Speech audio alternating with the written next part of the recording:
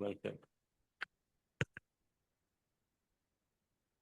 And we also hope that the contribution of the intersectionality concerns that will be brought by the UN Women and the experience they bring with the network on racial discrimination will bring strength to these forces, which can bring some kind of a clarity and why an instrument is needed, why a process is needed to bring these communities and their concerns.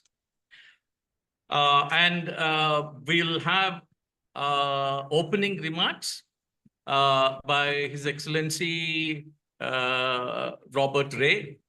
He had a commitment, he has to leave. We are sorry that he will not be able to be there with us fully.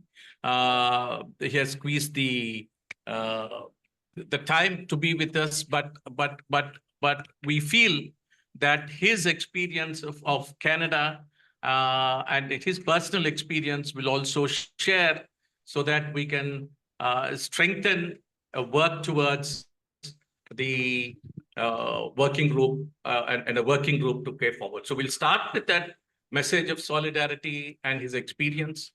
Then the opening statement will be from Mr. Ljubomir Frchkoski, and then we will have other excellencies we will do, and then it'll be tied up with Ambassador Mohan Pieris giving us a closing remarks. And before that, the Queen, Ms. Queen Bisseng, will share with us the experiences from the community. Normally, we have a larger proportion of communities discriminated on work and descent to here.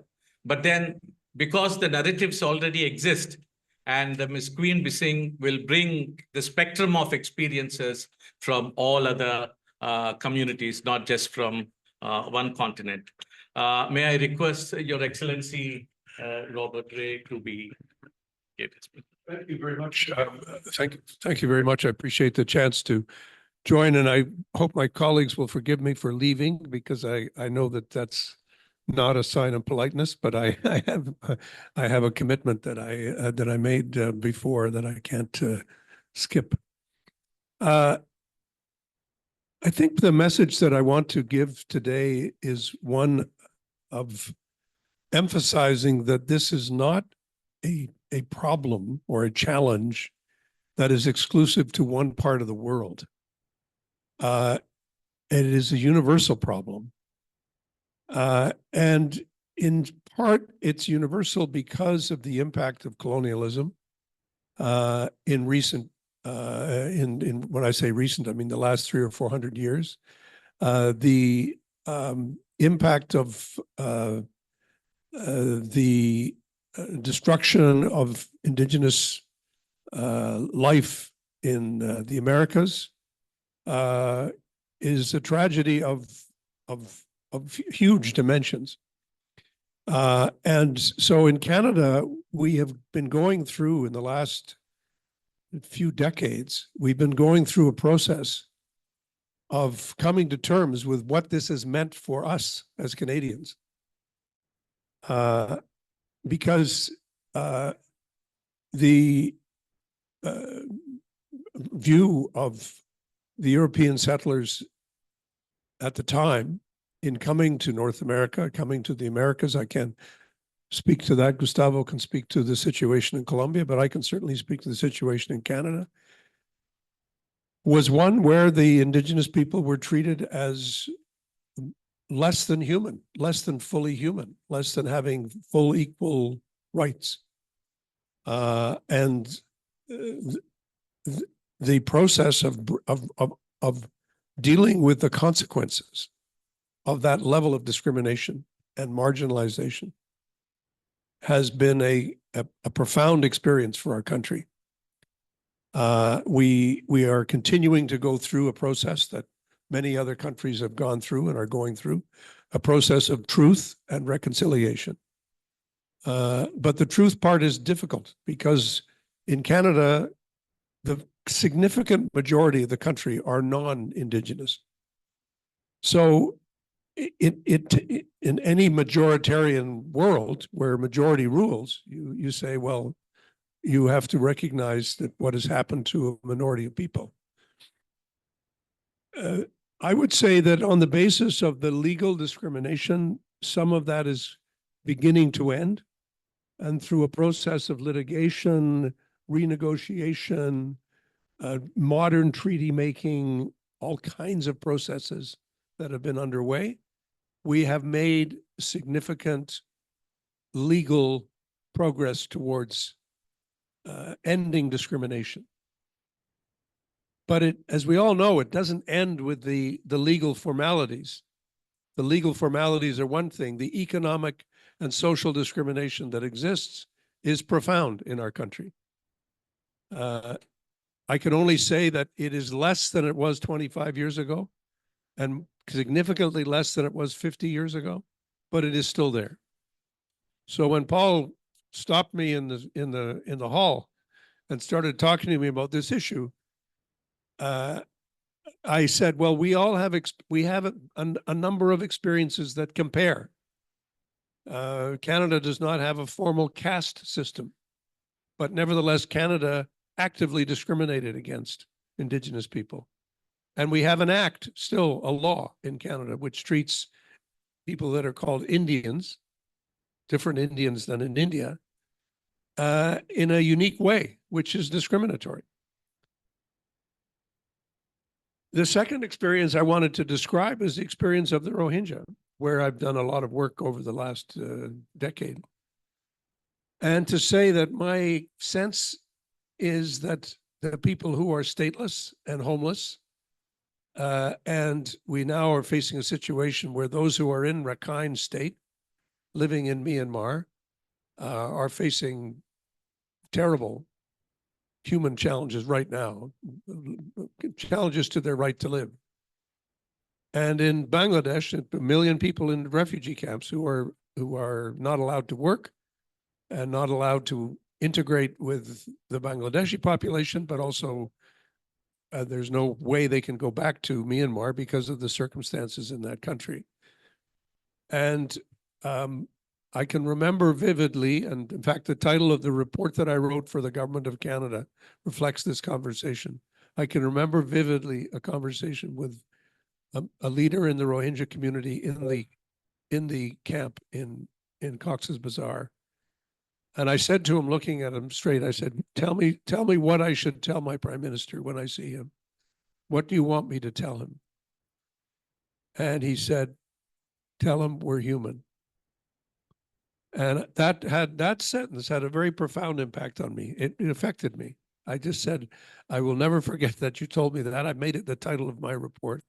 And it stuck with me ever since. If I talk to a cab driver, a taxi driver in Yangon, they will refer to the Rohingya in the most discriminatory, hateful way. I won't say which minister, but a minister in Bangladesh, former minister, referred to the Rohingya as a cancer. So when you hear words like this, you need to understand these words are the predecessors to genocide and the predecessors to the worst form of hatred and discrimination, which is trying to kill people off, let alone not recognize their rights.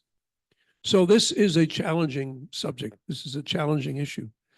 And we need to understand today there are 135 million people who are displaced. And that the reality of displacement is an enormous challenge. People who are stateless, people who are homeless, people who do not have anywhere to go. So to bring it back to this subject matter, we were talking this earlier today about deep poverty, about extreme poverty, people who have no home, who have no ability to work, and who have nowhere to stay other than on the street or in a camp, are on the edges of everything. And we need to understand how this problem is growing and becoming more serious, not less serious. So having left you with all these heavy thoughts, I now have to leave. But I can assure you that we will, Ljubomir and Mohan and I will continue to talk about these issues and figure out how we can create this informal discussion at the United Nations here in New York. I know there's some discussions about it in Geneva, but it is something we need to talk about more and more. And I appreciate a chance to talk to them. Okay.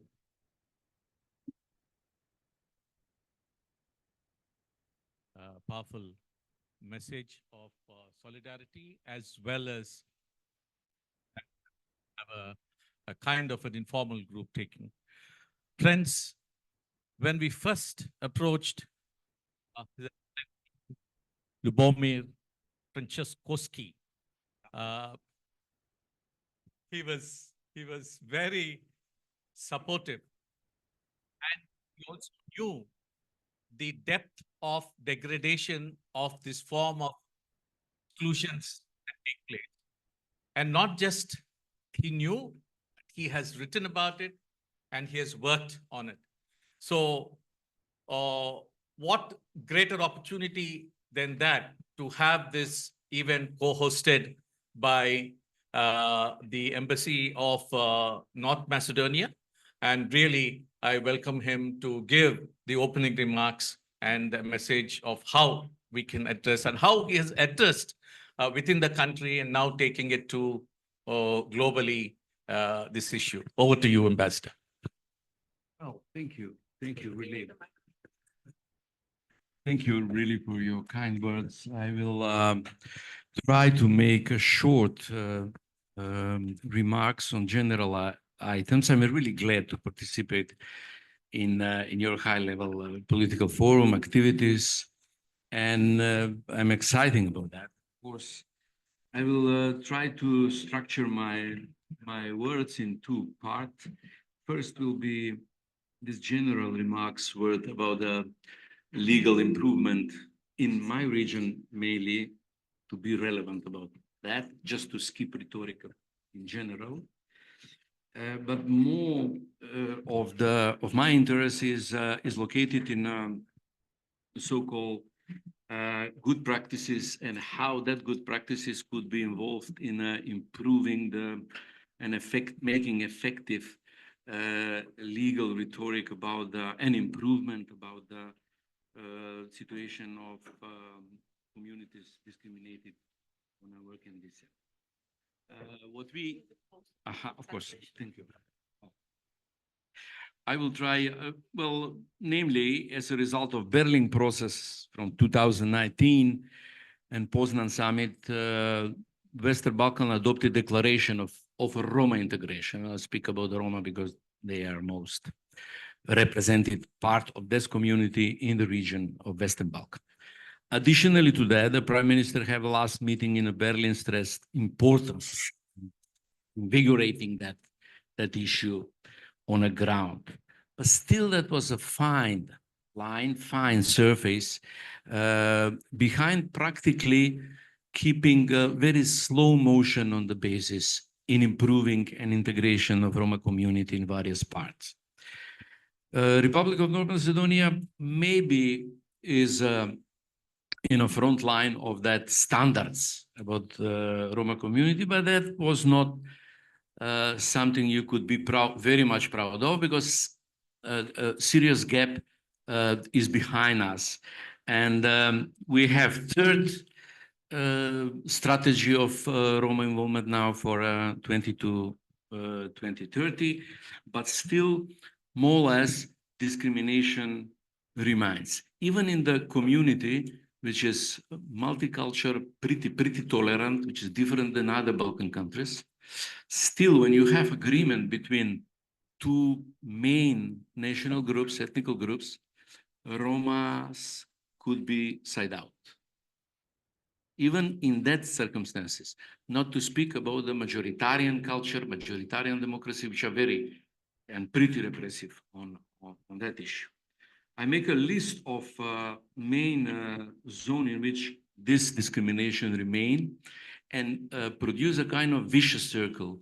You cannot solve second issue because the first issue is not solved, and after that vice versa, and they go in circulation about that, keeping a status quo de facto. Unemployment rate and informal economy is the first one. Housing, definitely Roma settlements that are not included mostly in a formal legal plan that is linked with the problem of having no address, having no possibility to get identity documents concern that, having no possibility to register bank account and work decently, concern that. Healthcare is more or less problem, serious problem, especially women. Women are tackled with that. Infant mortality rate is pretty high because of that, higher than all other community. Education is problem. Enrollment of children in a preschool education and an elementary school, firstly.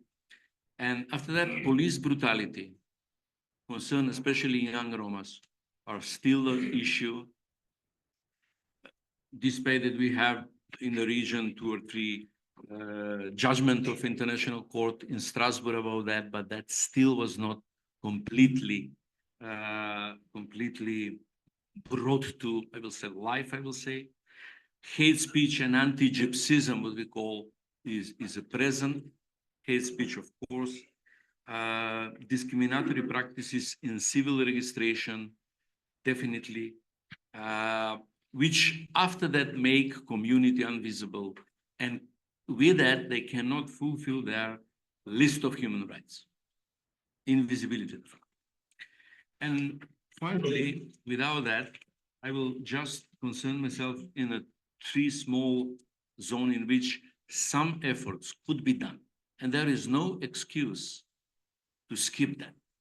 That could be make a list of good practices, which after that in second round could be offered to the various countries without excuses that they have different legal and political system. They could be adapted and could be imposed on a ground, which in the main will fulfill the transition period from the now position of status quo to the so-called real deep law reform in which we are all waiting room for.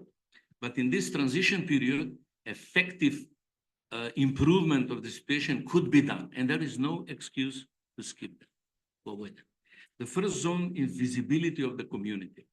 Visibility, making adaptation of law of civil registration, especially because the community have some kind of life which is culturally different than majoritarian. We will have to adopt some kind of legal system, in this case, civic registration to that cultural differences. There is cultural differences. It's not just handicap of the economic handicap. It's cultural different. They used to live differently, and legal system will have to follow that right of their citizens in equal way. And they will have to adapt tax law for that, for example. How they work. I will give you an example how that vicious circle is established in a tax law. Tax law is equal for everybody, of course, which means that everybody, small businesses, super small businesses, will have to establish a bank account to pay taxes. And the Romas cannot do that because they do not have addresses. Sometimes document, and they do very decent small businesses. They're not criminals concerned that. They collect papers, plastics, metal, whatever. They make a decent business every day. And they practically, with this law, which is equal for everybody, formally do not make discrimination, push them to the age of gray economy and even criminality. They will have to adopt the bloody law. And there is examples for that. Examples for the travelers in Great Britain is that they make paying taxes for travelers. In some places, not in all addresses or all towns, in some places in Britain, in which they collect once a year and pay taxes generally, not in details. It could be done if there is political will to be done. That will avoid them to be visible and legalize and support them.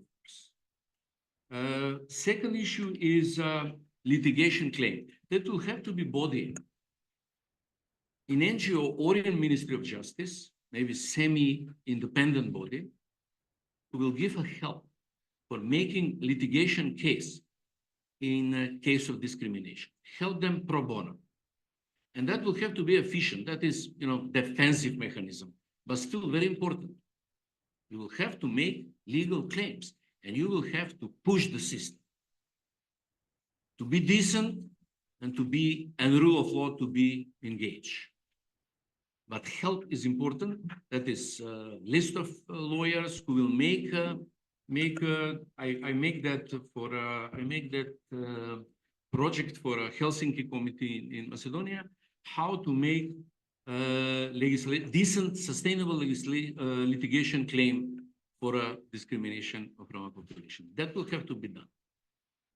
That is defensive but efficient support. You will produce a standard, you will produce permanent push for that, especially about police brutality and the line of investigation, interview in the police rooms, where they could record it or not record it. There is sometimes death of the suspects concerned, especially Romas, 90% of the cases. And that is very important to be pushed, to be put under the scrutiny. And well, that was, I don't want to take more your time, but that kind of adaptation of law on a list of good practices, suggesting to them will make important dynamism on protecting of right and pushing discrimination. That will have to be needed. And additionally to that, this is great issue, big picture of making UN resolution, making UN declaration, shift of the legal system and big reforms and blah, blah, and so forth. It's okay, I support that, it's very supported, but this kind of working on the ground is very important. Working with the actors, involving community leaders in a permanent fight for equality and visibility. Thank you.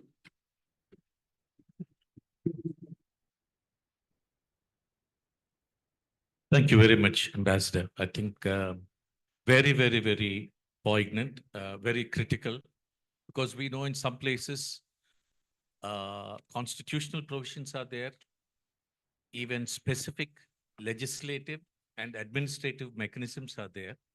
But when the rubber meets the ground, right at the station house level, the station house officer does not want to recognize this as a crime. They feel it's a cultural practice. Why are you fighting against it? So really, your interventions and suggestions for way forward, very critically, we can have the best system, but what do we do in the transition period? No excuses to skip. And how do you address these cultural systems? And these are pre-colonial cultural systems in many cases. Of course, we do put the blame, a responsibility on the colonial mindset, but some are very critical pre-colonial systems. And you have very effectively, you have shared in terms of the whole criminal justice system and how a very sustainable litigation, independent litigation system, which is needed, which is not fully state, but is situated in a way which can support this. Thank you very much. I really, already it seems as though the working group, informal working group, has started with the kind of suggestions that have come. Thank you very much. I recognize and welcome Ms. Paula Fernandez-Wulff, General Director of Agenda 2030 from Spain. Welcome to this. Thank you very much. I also welcome Ms. Anita from the National Planning Commission. Unfortunately, the Vice Chair was not able to be here, and then Ms. Anita is representing the whole National Planning Commission in Nepal, which has given straight. So we're very happy. We are finally full house in this. I also recognize the presence of Dr. Surya Deva, who's the Special Rapporteur on Right to Development. Thank you very much for taking the time. And Dr. Deva has also recommended several measures on not just with the state, but the whole business and human rights and how these things have to be addressed. We really look forward to some comments from you towards the end, sir. May I request now His Excellency Mr. Gustavo Bolívar, General Director of Social Prosperity Development from Colombia, to speak. And yeah, thank you very much. Gracias. Gracias, presidente. Y un saludo a todos y a todas. Bueno, yo vengo de Colombia y nuestros indígenas y nuestra población negra ha sido victimizada muchas veces. Y todavía,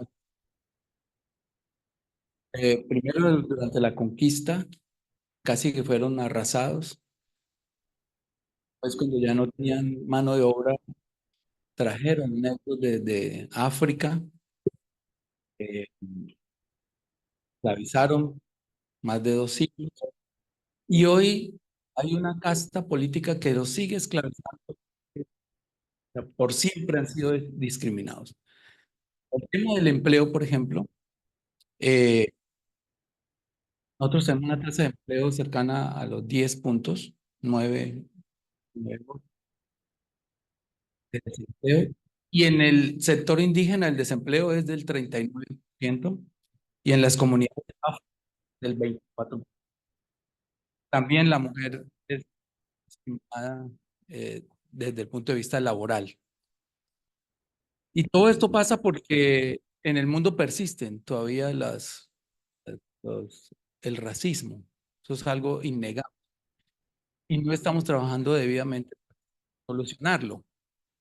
Nosotros hemos avanzado desde el gobierno, que se han aprobado incluso en el Congreso, como por ejemplo que la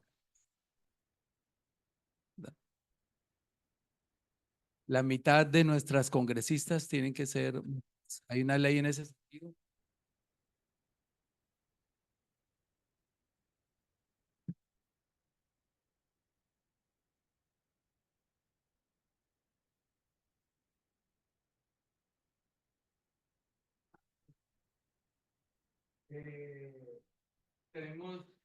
Hemos creado el Ministerio de la Igualdad en este momento y la ministra,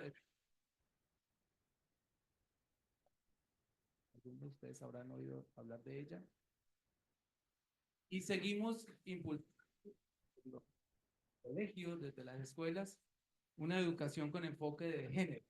Ese tiempo el racismo desaparezca en la educación desde la primera infancia. Un valor que no importa el color de la piel, que no importa la condición, valemos lo mismo. Y eso, este gobierno, claramente identificados después de saber el problema que tenemos en que la educación es el paso primordial para que de migración muy grande, porque Colombia se ha convertido en un paso casi millones. Este año podrían ser 1 millón de personas que llegan al Darién.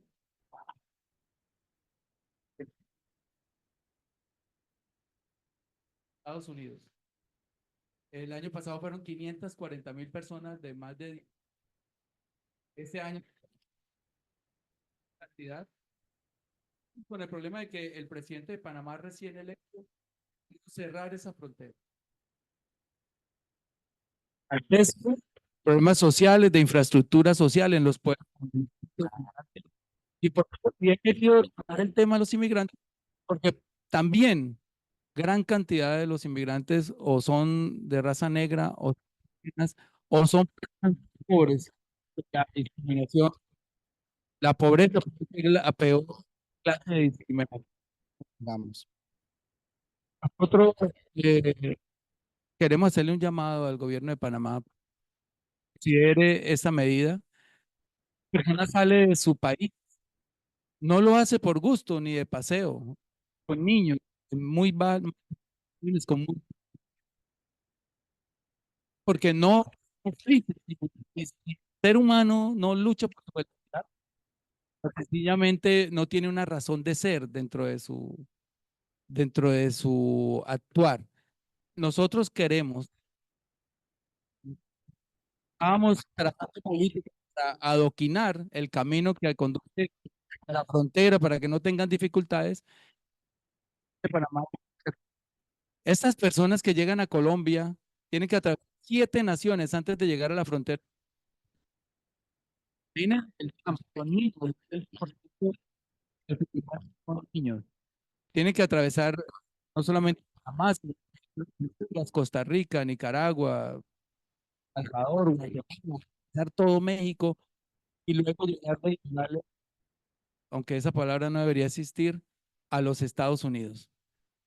Queremos hablar de dentro de este paquete, no solamente a los indígenas y a la población afro, sino también a los inmigrantes.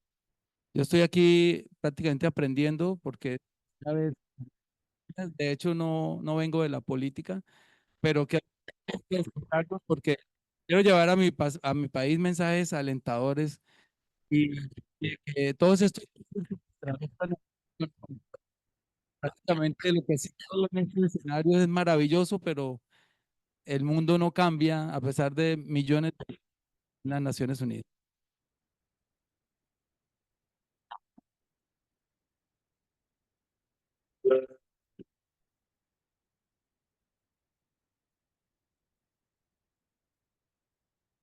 Thank you very much, Your Excellency.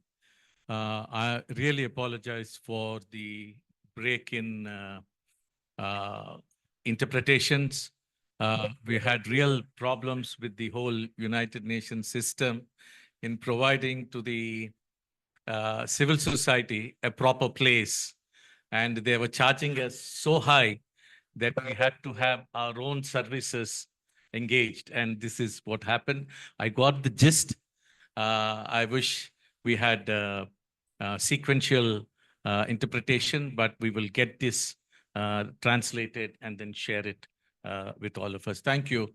And we know that Colombia has had very effective programs and policies addressing several communities, including Palenque and others. And I think this is a model many of us will have to take as we work on this in the working committee to see how we can work towards a clear model policies. Thank you very much, sir. May I request Her Excellency, Ms. Paula Fernandez Wulff, General Director of Agenda in Spain. Would you be also speaking both in Spanish? So I had prepared my statement in Spanish, but I can translate it into English if that would be better. And I thank the interpreters also for their work. As we know, interpretation is key for creating participatory spaces, particularly with civil society. So I am happy to switch to English. And gracias, Gustavo. Para mí es un honor compartir panel con mis hermanos colombianos. And I think sharing a panel between Spain and Colombia, I think is particularly relevant because we are, of course, we have a historical debt towards our Latin American brothers and sisters. And so it shows our firm commitment towards ending all forms of discrimination, not only in Spain, as I will share in my brief statement, but also in our foreign policy and our international cooperation policy. It's also a pleasure to share a panel with my esteemed colleagues from Nepal. I know of the great work that the National Planning Commission does, as well as from North Macedonia. We are currently in a moment at the equator, as we say, of the 2030 agenda.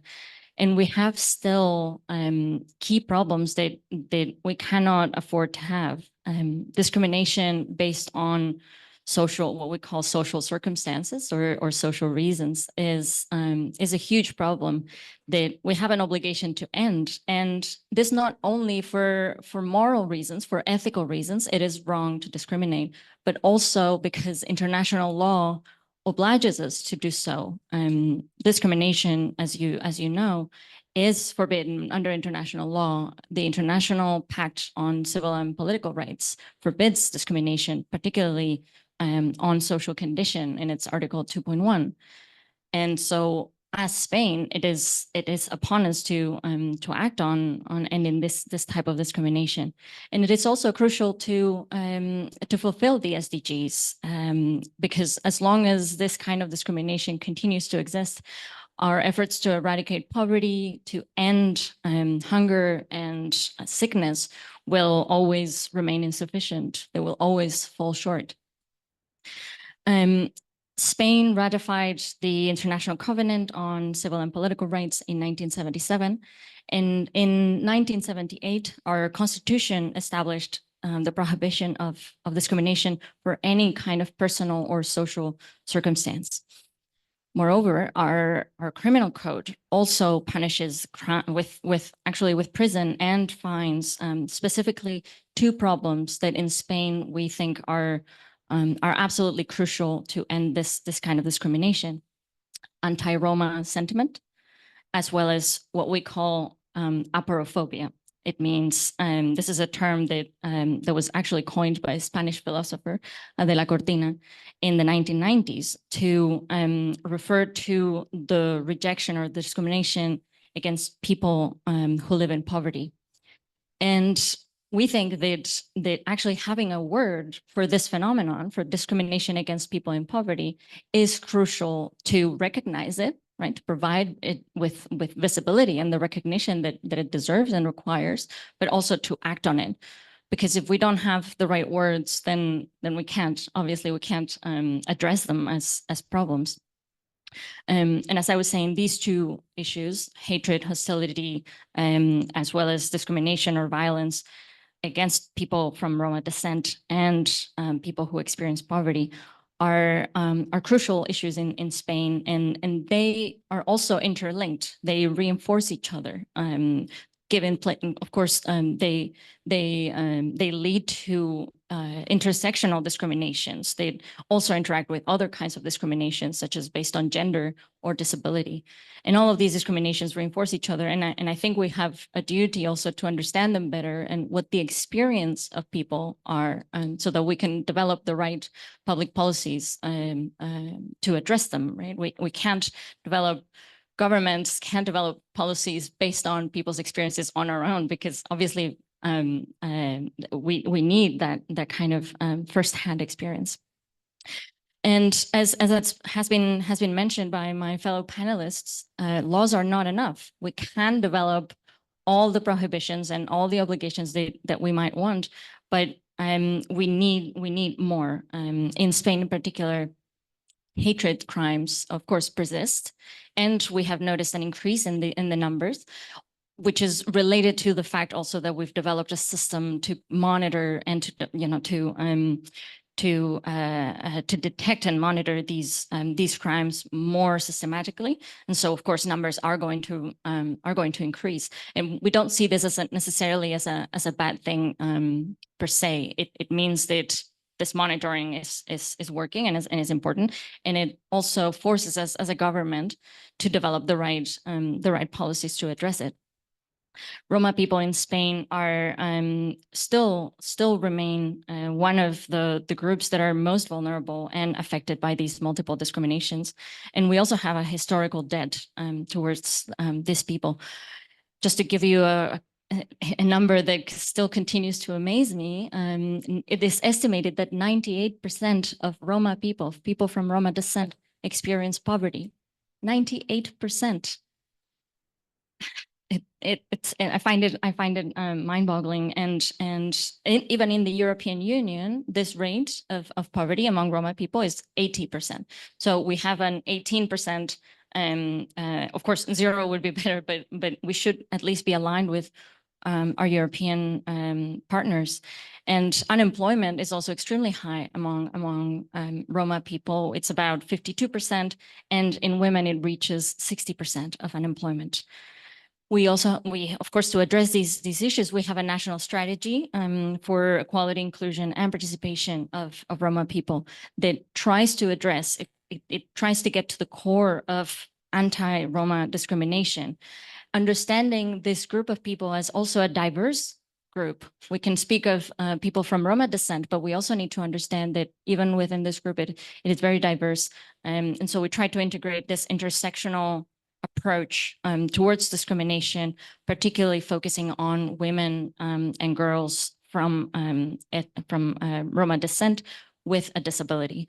So we try to think from the perspective of the strategy and the public policies that we develop, always with this idea in mind.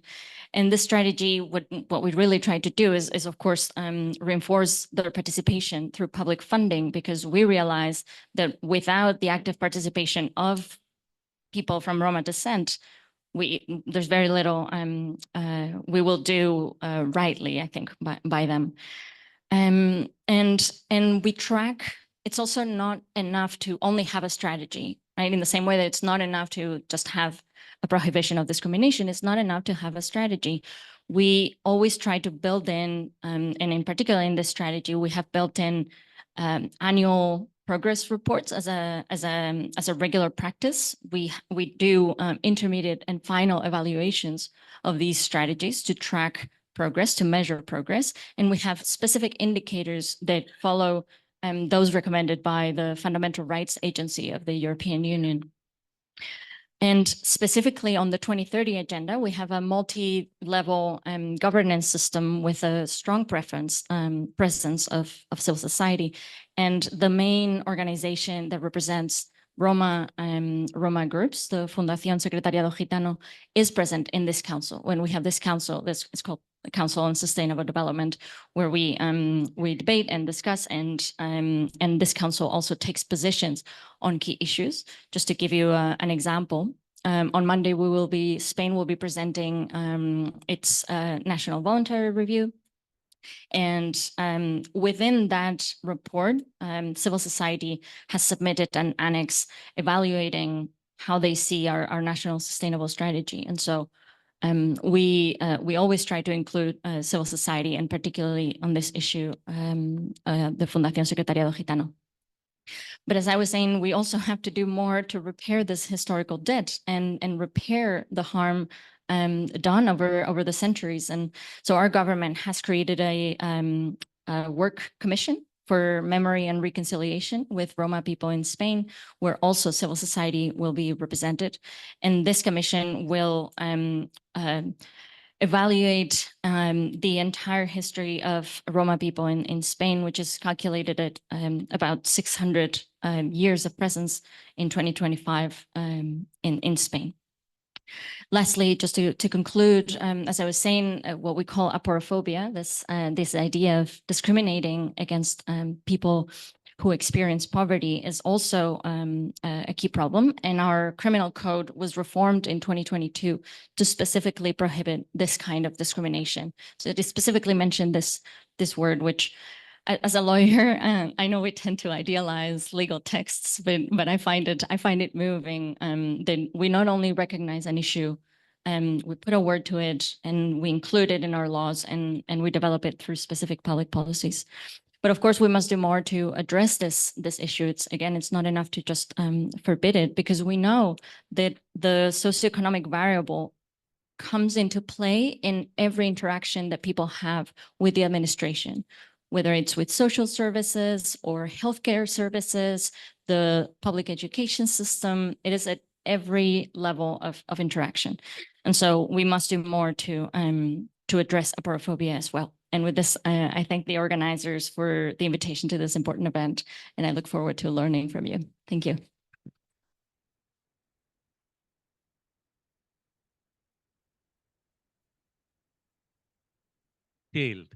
Of course, you gave an overarching aspect of the nature and prevalence of the system, not only in Spain, but globally. But specifically mentioned very key aspects with having a national action plan, annual progress reports, multi-stakeholder layered body to monitor, and clear interventions into the criminal code, I think, which is very, very important for the effective criminal justice administration. And I'm sure you're bringing these in the VNRs that is taking. I think there are several countries. Nepal is going for a webinar. Colombia is also is going. So really look forward to these good practices. And again, appealing that Spain takes also an active part in this informal working group, which we are hoping will champion this issue so that it can move forward towards establishing a norm at the UN. Thank you very much, Your Excellency. May I request Ms. Anita from the National Planning Commission of Nepal. Yeah, we have to leave this room. I'm sorry, I'm saying this at this time. So as succinct presentation will really help us to have some effective comments from the floor also. Over to you, Ms. Anita. Thank you so much. At the outset, I'd like to mention that due to some urgent call from the other important event, our member from National Planning Commission couldn't make to this important gathering. But I'll definitely convey what we have discussed here and then what is the expectation of the discussion from this room to him. And then this will help us in making our commitment more deeper in this. And coming to Nepal, it's no different from other South Asian countries where we have a deep-rooted system of caste-based discrimination. And then Dalit communities in Nepal are one of the communities who are we could say, like the furthest behind communities in Nepal. This is because the incidence of poverty or hunger are much higher in these communities. Their political participations, their participation in social, political, and economic spheres are comparatively weaker compared to other communities in the country. Similarly, Dalit communities, they are historically do not have clear assignment to land ownership also, so that lead to being economically vulnerable compared to other people in the country. So the practice of untouchability compound with other socio-political dimensions had led this group to be taken seriously from the government of Nepal. So it has been recognized very well in the Constitution of Nepal that the Dalit segment of the society has to be brought up through strict interventions that through the law and institutions. So the Constitution of Nepal has specific clause on rights of Dalit that allows them to that allows us to, make the untouchability or discrimination legally prohibited. So that has been translated into law and institutions, and then a Dalit commission has been also formulated in the country. So that works on behalf of the community, bringing their pertinent issues to the wider stakeholders and policy dialogue. Also, they look on the particular discrimination issues happening in different socio-political sphere.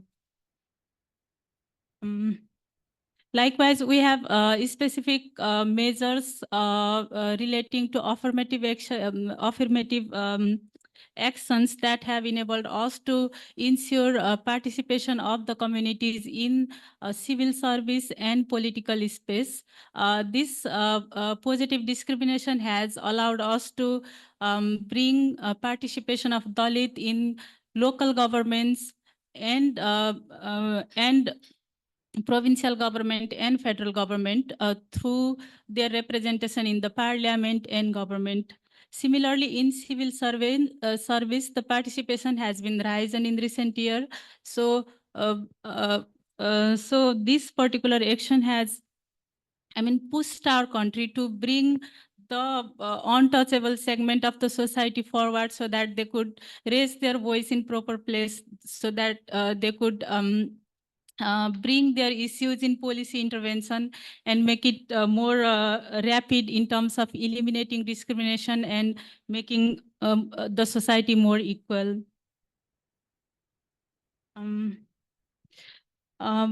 We have also shown our solidarity in this matter globally. Our Prime Minister has repeatedly expressed his commitment in global forum, and then we are working together with global community to reduce the discrimination in Nepal and across the countries around the globe. So with that, I stop here and I thank you all. And then since I'm representing the Planning Commission, you might have other questions regarding what we are doing in Nepal and then what could be taken as good practice from our end. So I humbly request you all to share your comments or questions with us so that I can provide you more detail on what we are doing in this matter. I thank you all.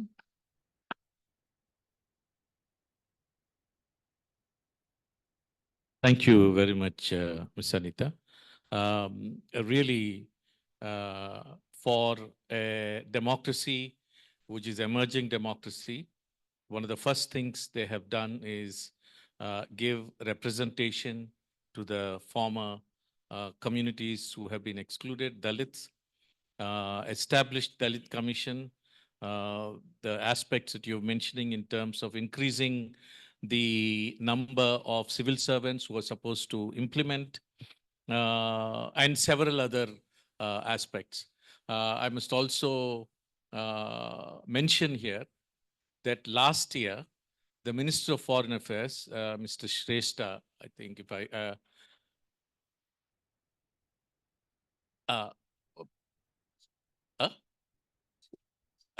Paudel has himself came and very powerful statement saying that Nepal is for addressing this at the UN so that it's not just Nepal, but also the global community.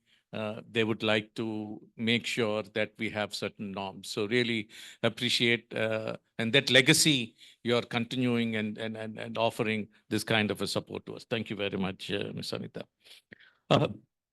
We have now specifically, I think this is time for us to have a quick glimpse of what is the nature of exclusion, discrimination, and violence that is happening across the world to these communities. You've heard about Roma, you've heard about specifically now a little about Dalits, but also the situation in Latin America. And so my senior colleague, Ms. Queen Bisseng from the Global Forum of Communities Discriminated on Work and Dissent will share with you very succinctly what is the nature and what we are looking at. Over to you, Ms. Queen. Thank you, moderator, excellencies, ambassadors, fellow colleagues and participants. I do represent the Communities Discriminated on Work and Dissent. Let me just take this opportunity to lay out the contours of this unique form of discrimination based on work and dissent, which violates the fundamental right of close to 270 million people, and which is known as one of the major obstacles to achieving the 2030 goals. Discrimination based on work and dissent involve exclusion, rejection, stigmatization, and segregation, which is based on inherited casts such as identity, family, lineage, occupation, communities, and which is actually deeply embedded in the societies where these communities are being discriminated. Typically, they associated with the notion of purity, pollution, untouchability, and deeply rooted in these cultures and societies where these communities are victims of this form of discrimination. Why these communities are different from other communities, such as which are discriminated, such as race, dignity, and also minority group, is simply because the communities discriminated on work and decent face some particular features. For example, the concept of dissent may influence other exclusionary system. It is unique and differentiating between CDWD from others, as it has the core concept of work. This system of discrimination forces communities to pursue a particular form of work associated with their social identity. This social identity is based on their lineage and descent. Communities discriminated on work and descent historically are socially and structurally forced to do such works that is rejected by the other wider communities, deemed as dirty and indecent work, up to impose through force and aggression. They are cleaners, they are washers, they are leather workers, they are undertakers, they are animal carcass removers, they do sanitation work, manual scavenging, butchers, waste pickers, and sanitation workers. They live in extreme poverty. The discrimination based on work and descent is unique because it is no superimposition of work based on their lineage amongst other systems of exclusion. For example, in Africa, they are still associated with the issue of traditional and pre-colonial slavery, where we still talk nowadays of the issue of master and slave, the issue of nobles and low caste. And with this form, we actually see that slavery has undergone a massive transformation, where traditional slavery have paved way to modern slavery. And we communities discriminated work and decent, particularly the victims, because they are forced to do this work, and usually their names expresses the work they do, and the work they do actually portrays their social identity. As I mentioned earlier, these communities exist all over the world, globally, depending on where they live and the language they speak. I am talking here about the Dalit and the Burakomin in Asia. I'm talking about the Roma in Europe. I'm talking about the Kilambola and Paleke in Latin America. I'm talking about the Aratins and the caste in Africa. Sadly, they share common experiences of being segregated in the society, being labeled as unclean and polluted, and forced to endogamy, often facing atrocities and even murder for marrying outside their communities. The moderator mentioned this in the beginning of this session, that they represent more than 270 million individuals, which could constitute the fifth largest country on the earth. These are communities that are further behind in the journey to the achievement of SDGs, experiencing the worst outcomes across all human indicators of the progress and development. Nevertheless, to say urgent actions is needed, and there has been some progress of reforms for communities discriminated on work and decent. From the state level, the inclusion of marginalized groups in the national census is helping to overcome the invisibility of historical marginalized groups in some states.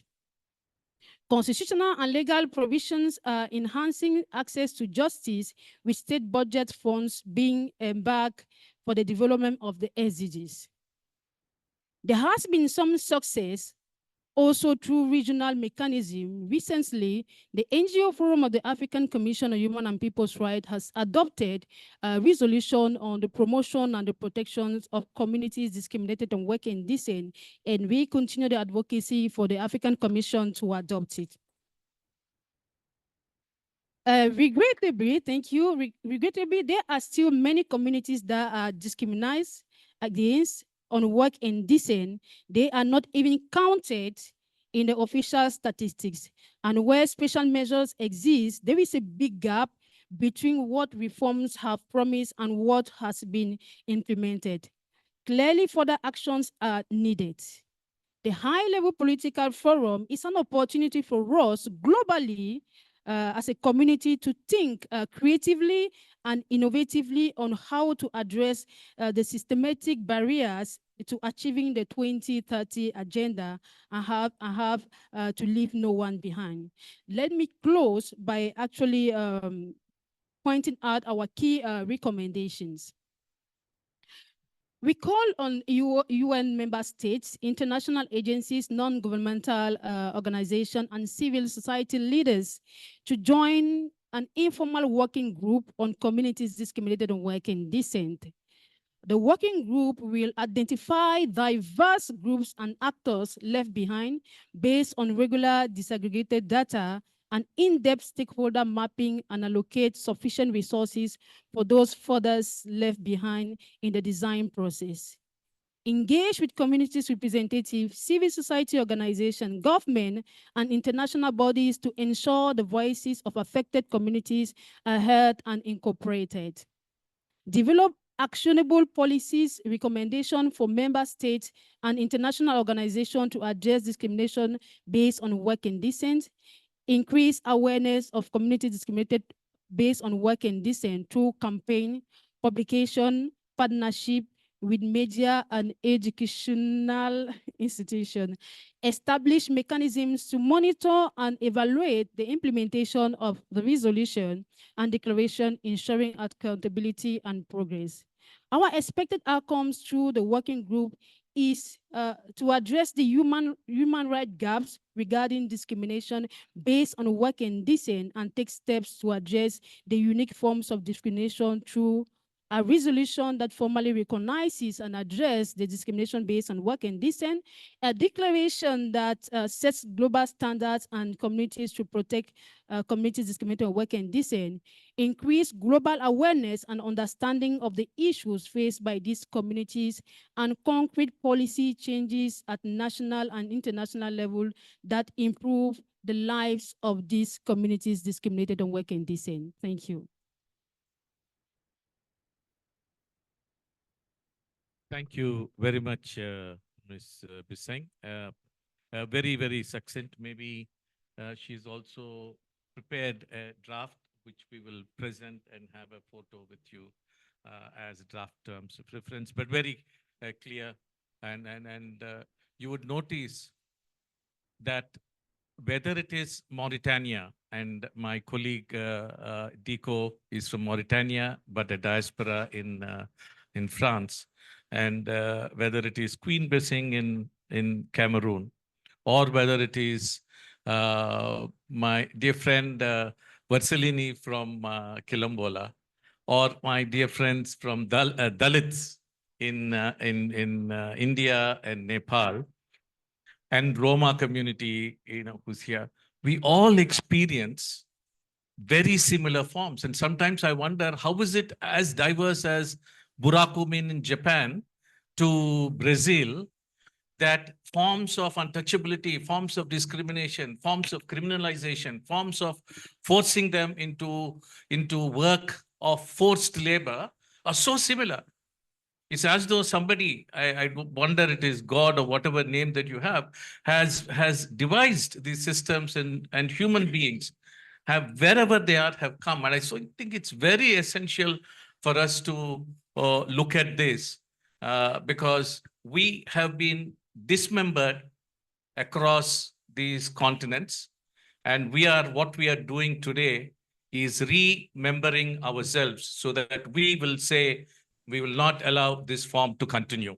And this is the creative challenge, and this is a creative opportunity for UN we would like to offer, so that we will be able to take this issue that all of us, as Ambassador Robert Ray was saying, that we too are no lesser human beings, that we have contributed to making this world what it is today in all development forms. It's not about discrimination we're talking about. Thank you very much, Queen. I'm now requesting Ms. Marie Elena John, who's the racial lead and who has been with us in this journey beyond a few years. And as UN Women, despite the challenges they face as a UN organization, they have gone beyond the boundaries into recognizing this as an issue and contributing to it in several forms. And I think their good practices, as well as their shoulder to this working group, informal working group that is emerging, will be a great contribution. Over to you, Ms. Maria. Thank you, Mr. Moderator, for those kind words. Excellencies, delegates, colleagues, members of Communities Discriminated on Work and Dissent, friends in the struggle for equality and justice, all protocols observed. I want to admit that in spite of Paul saying that I've been around for a few years, I did not know the term Communities Discriminated on Work and Defense. I still struggle with it and dissent. Sorry? Yes. I didn't know that term until just a few years ago when I took up the position of racial justice lead at UN Women. Of course, that's not to say that UN Women has not been collaborating closely over many years with many of the communities that make up this group through our programming in our country offices. However, it was not until I became active in an interagency United Nations network called the UN Network on Racial Discrimination and the Protection of Minorities. Only then did I become fully aware of the aspirations of these communities to unite, their aspirations to recognize the commonalities and the universality of the extreme levels of discrimination that they face, far-flung as they are across the globe, as Paul was just saying, separated by geography, language, and culture, but in a very laudable effort that we all have a lot to learn from. They are acting from that critical space of what unites them. In this case, what unites them is an especially entrenched and challenging form of discrimination. And what also unites them is their determination to end it and the recognition that doing this will come from their global unity. Hence, the focus on the role of the UN in this struggle, in spite of the limitations of the United Nations, which we all know. This UN network that I've mentioned, it's housed in the UN Human Rights Office in Geneva.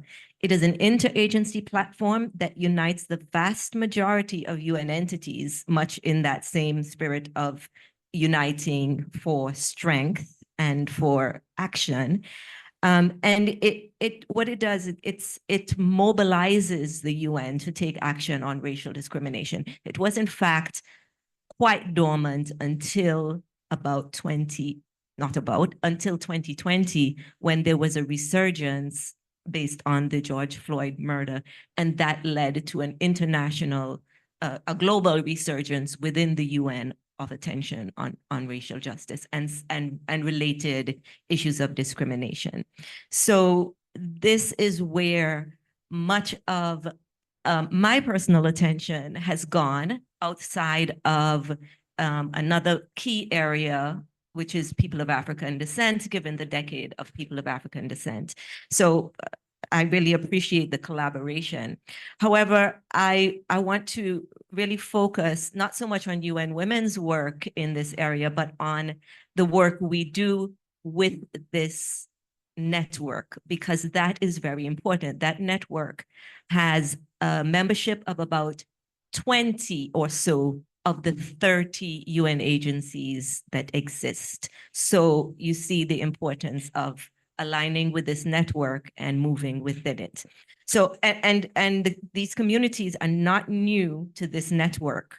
In 2017, the network developed a significant and comprehensive guidance tool on descent-based discriminations. There are a number of key messages. One, which we now know, but it was not that well known before. Descent-based discrimination is a global phenomenon. It is not gender neutral. And we could go into that in greater detail, but I think we might be short on time. In addition, children are under special discrimination because of their lack of access to education, which then makes them vulnerable to child labor and other forms of abuse, including sexual abuse. And so this tool also specified something very relevant to why we are here today. Combating descent-based discrimination needs to be consistently integrated into the work of the United Nations at global, regional, and country level. And that joint programs of work in the UN and increased interagency coordination may be particularly useful to translate into action, a holistic and comprehensive manner, the rights and concerns of descent-based community. I took my time with that because this shows the precedents that exist within a very broad swath of UN agencies to respond to the demand that we just heard from Queen, which is for a multi-stakeholder, including the UN, working group on communities discriminated on work and descent. There is also, I will skip that in the interest of time, even earlier precedent through the CERD, the Committee for the Eradication of Racial Discrimination.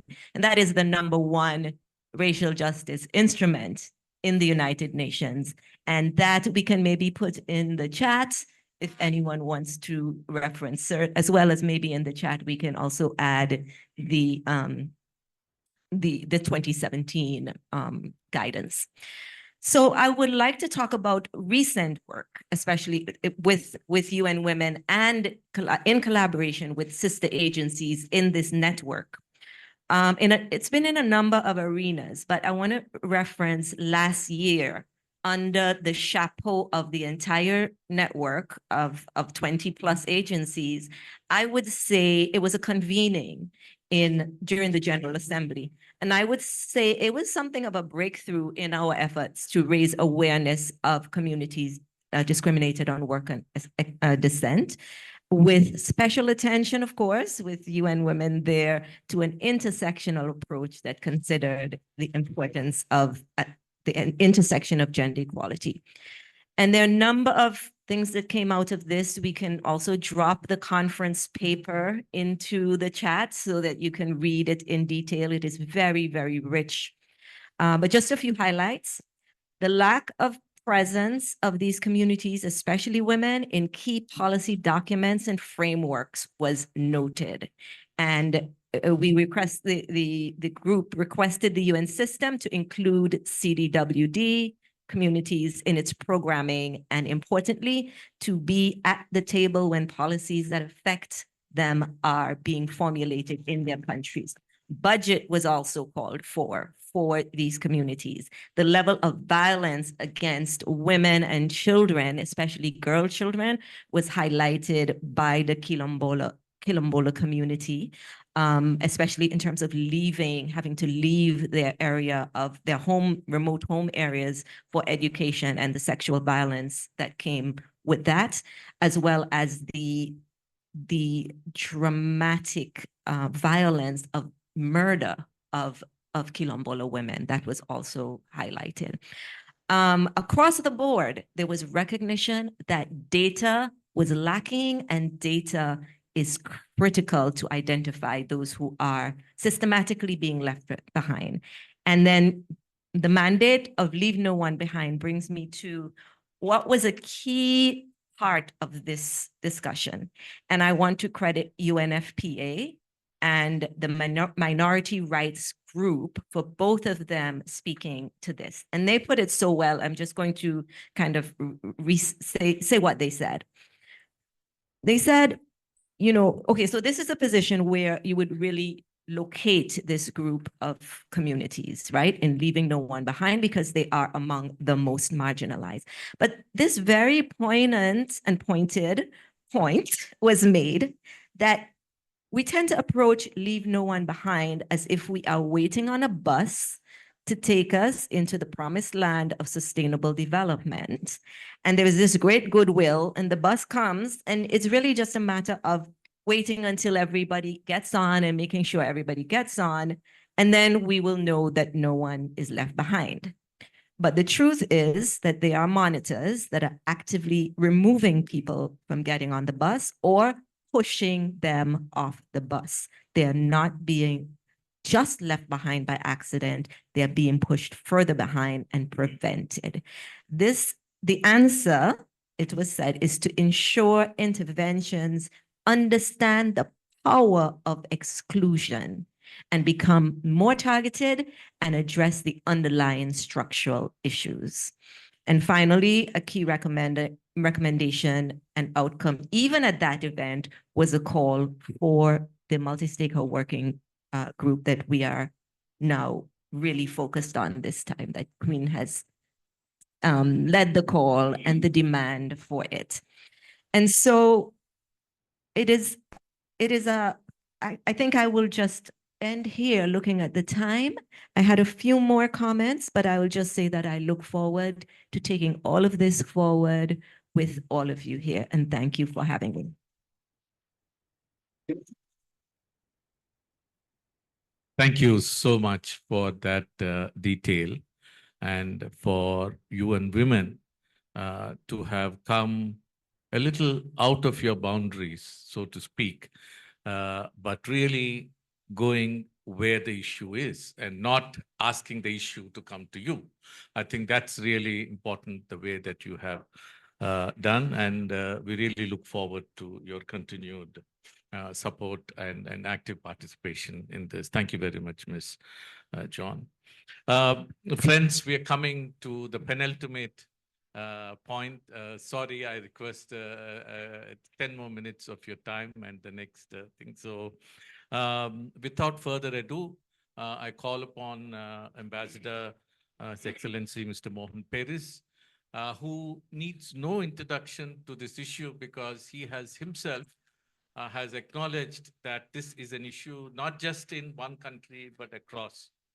In our delegation, when we went to meet him, he said this is something that we have to mobilize a lot greater support to see how this can be addressed. And despite the fact that he was very busy with the commission in Syria to discuss the issues of Palestine and several other critical aspects, he just returned and he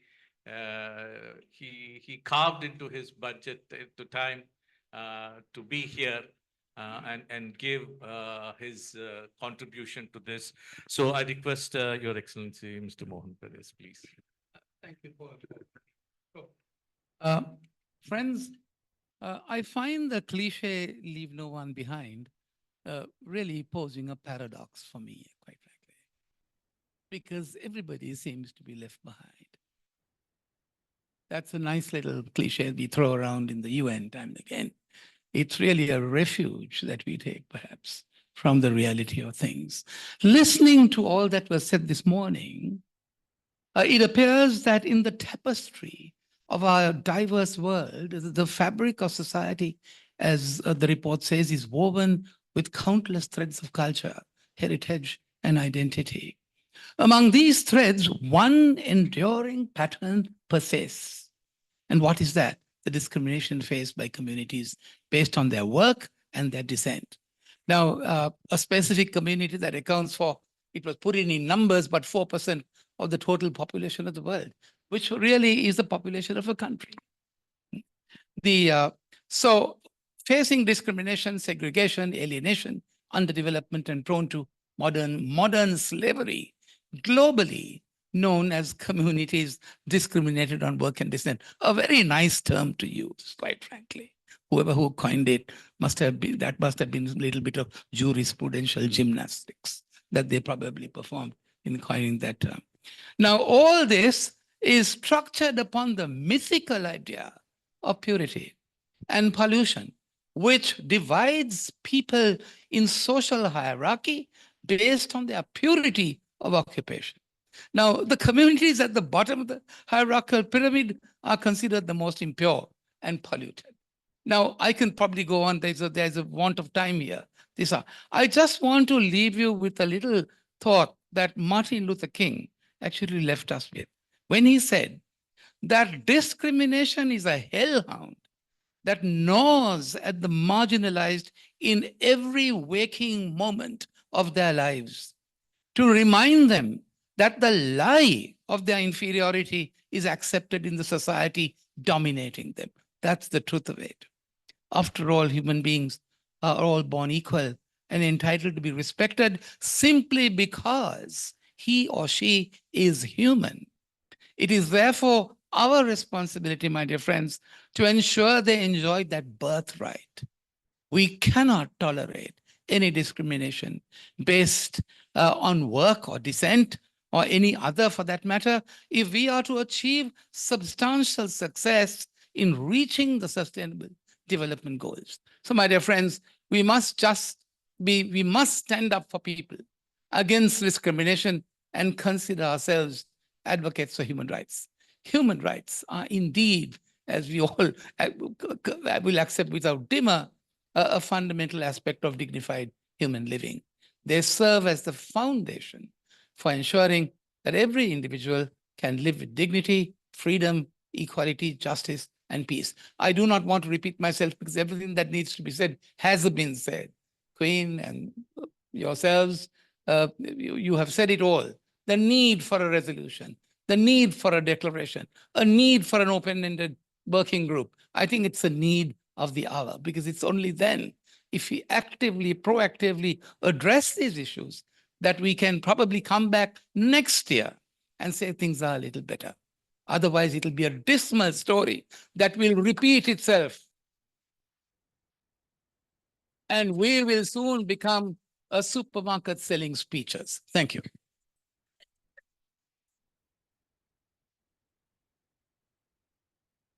That's a very powerful ending to what we are here for. I really, really am so thankful and encouraged, because some of us are beginning to lose interest in the efficacy of this multilateral system, because one, it's excluding us, but also there are certain forces which are saying, you know, this is a body which has got too much of civil society. But I know those of you here, your excellencies who are here, are for really cutting edge and looking at these issues. So thank you very much, Mr.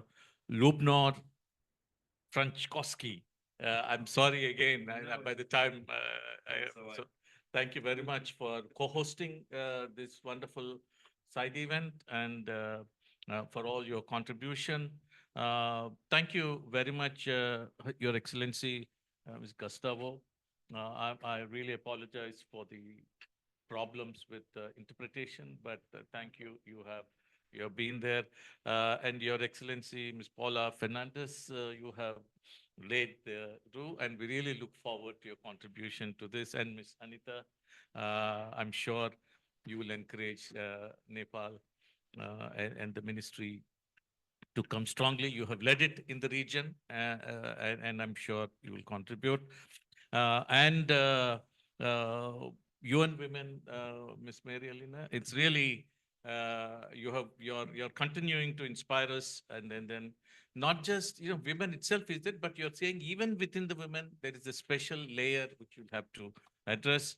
And Your Excellency, Ambassador Mohan Pieris, really, I think you've been, in short, very succinct words, you have shared that will constitute.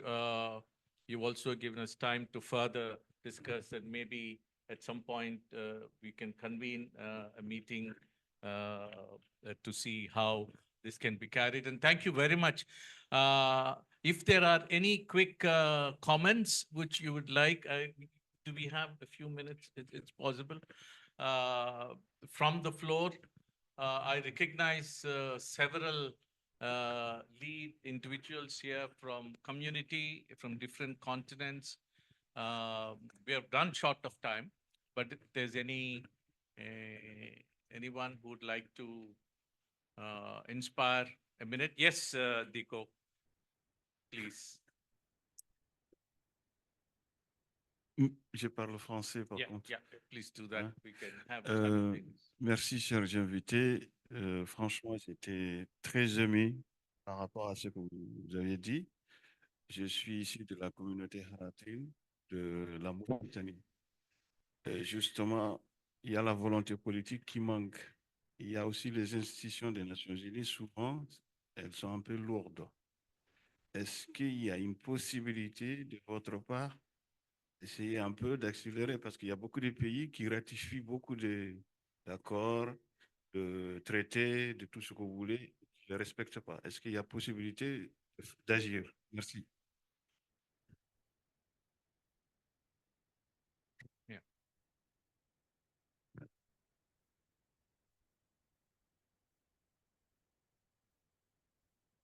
So Diko introduced himself. He's from Mauritania, from the Haratin community.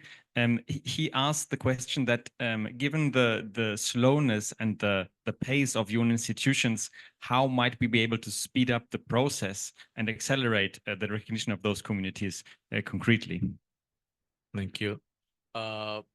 Recognize, yes, Roop, yes, Mr. Khan.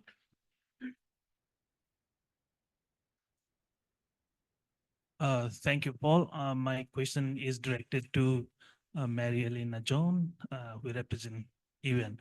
At the country level, what we observe is, the UN seems reluctant to even acknowledge the word Dalit or caste within their guiding document. The civil society has been advocating for a long time, but they are very much reluctant, and I don't know how does it work in the overall, cycle. That is the first one. And the second one is, since the representative of the National Planning Commission is also here, UN has been supporting National Planning Commission to come up with the disaggregated data. But if we look at the data, the multidimensional poverty index, the national average has dropped down, but we don't find any data by caste and ethnicity. And in the latest, living standard survey, we also don't have any data disaggregated by caste and ethnicity. So could you please respond on why it is happening? The government agencies, even receiving support from UN agencies, are not producing the disaggregated data by caste and ethnicity anymore. Thank you. I also recognize the presence of Oxfam, Equality Director, if you want to mention anything. Yes, Mary, please, from Pakistan. Hello, everyone. It is such an honor to be part of this prestigious gathering. And thank you very much, Paul, for talking about this. We have been hearing about this. And my name is Mary Gill. Sorry, I forgot to introduce. I'm Director, Center for Law and Justice from Pakistan. When you talk about caste, when you talk about South Asia, mostly people do not understand or know that people in Pakistan are suffering the same way. The only difference is that here, religion has taken an overtone. So Christians in particular, they are recognized by a certain derogatory caste term, that is Chura. No other community is treated that way. Scheduled caste Hindus are the second who are treated or as untouchable. So these both communities are suffering. We have been trying through our advocacy to highlight, and this is, thank you, Paul, for providing this platform. And we have this voice from Pakistan. Communities discriminated based on work and descent, and Dalit are two different terms that are least recognized in Pakistan. And our work has been trying to highlight that slavery, and our latest report that came in in December last year, and we have evidence that it is unseen slavery, particularly in sanitation sector in Pakistan. So we are very happy and honored to be part of this conversation, and I hope someday people will also start talking about that slavery in Pakistan. Thank you. Ms. Khan from Canada. Thank you so much for this presentation and organizing this session. I just want to, the Ambassador Mohan's point that we all are born equal. And that's why you see when you are born, you don't see the child cannot differentiate anything because he's a gift, he or she is a gift of the God and same energy there. And everybody has the same energy. So my point is, when we are talking of sustainability or sustainability development, most of the time we are talking only half part of it, which is the external part, pollution, environmental pollution and all that. The other part is the inner part, like the all discrimination in the what type of, any type of discrimination, whether it is race, economic, social, of our health.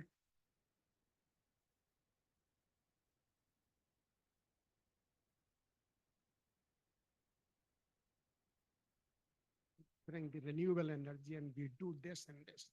Till the people leave, the people who have done this discrimination for centuries and centuries, they realize that there is a pollution and this need to be corrected. It cannot be addressed and we have to speak up. Thank you. Last one, Peter Cook, representing the New York Council of Churches. Would you like to say a few words? And then we will request.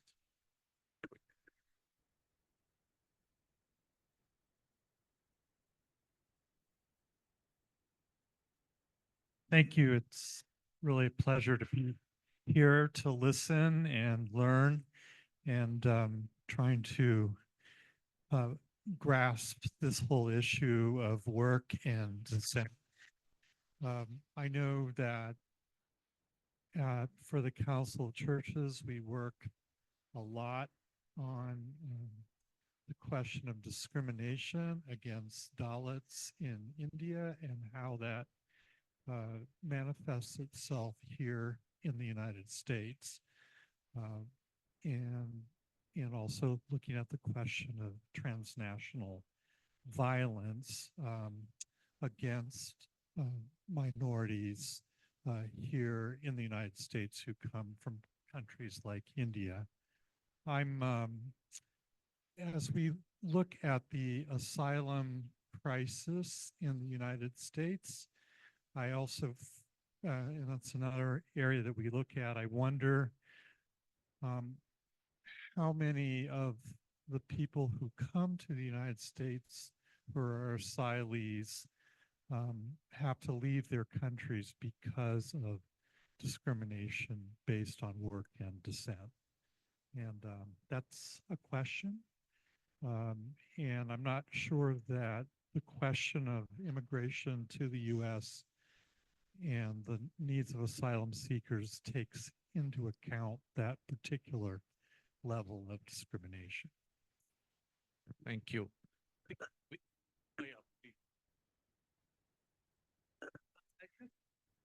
This is my 49th year as a lawyer, during which I have held very important positions. Let me assure you this.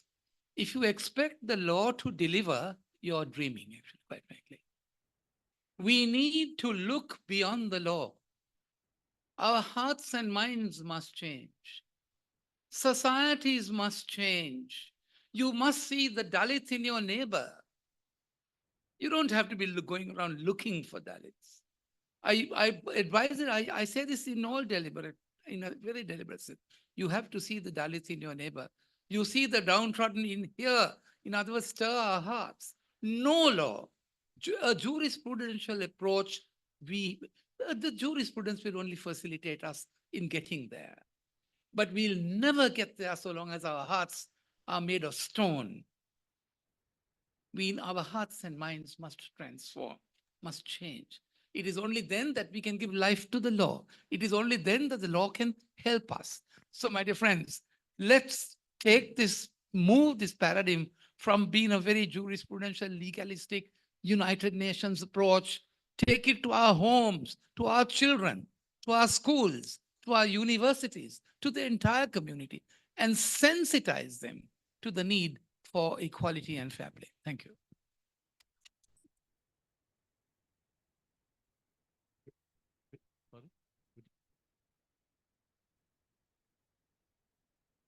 Yes, thank you for the question about UN Women and including the word Dalit. What I can tell you is that some people forget that the agencies, funds, and programs of the United Nations actually have member states sitting on their boards. They also forget or don't know that we operate in countries completely at the will or denial of that country. And so there is a very narrow political space when there's heavy political considerations that can be tread, the ground can be walked when you are in a country doing work. I'm not saying that this is the case with Dalit communities where you're speaking of, but in general. And it's very easy for me to sit here in New York at headquarters and, as we say in my country, run my mouth as I feel like, you know, within certain limits, I will get fired, but, you know, I can say mostly what is on my mind. Now, we can talk separately if you have a specific country you are speaking of, but in general, the strategy that UN Women uses is to have civil society partners, including those who are part of our civil society advisory group. And we collaborate with them on issues where they are able to say what we are not able to say or do what we are not able to do. So I'm not sure if that answers your question, but it's kind of the answer. Yeah, thank you. So once again, if you'd like to. There was a question for me as well concerning the desegregation of data. In Nepal, I think there is a lot of desegregation in the national level surveys where there is data produced through this periodic surveys and census. But probably there is less desegregation in the administrative data system also. And then the data desegregation issue has been well recognized in the country, and the National Framework for Living Known Behind has identified this as one of the issues that Nepal need to address on, and then have specific strategies for addressing this particular issue. Thank you. Thank you very much. Let's give a big applause to the embassy excellencies and those who have participated and have. Thank you very much.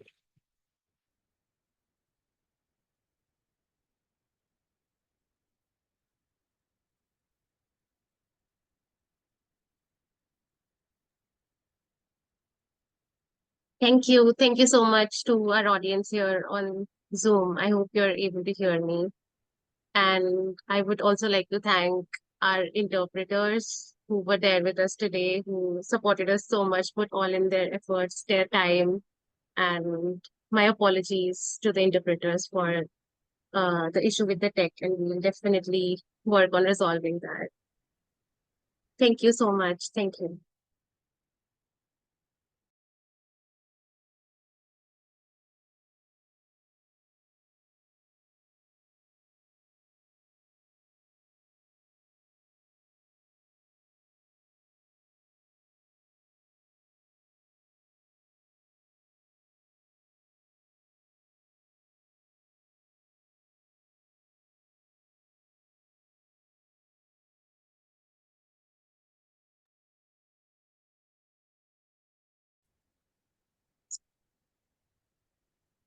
And those also requested your excellencies to share some of those good practices so that together we will be able to see how these can be brought together, and hopefully we can form a kind of an informal working group so that the political will to bring these communities together will fructify.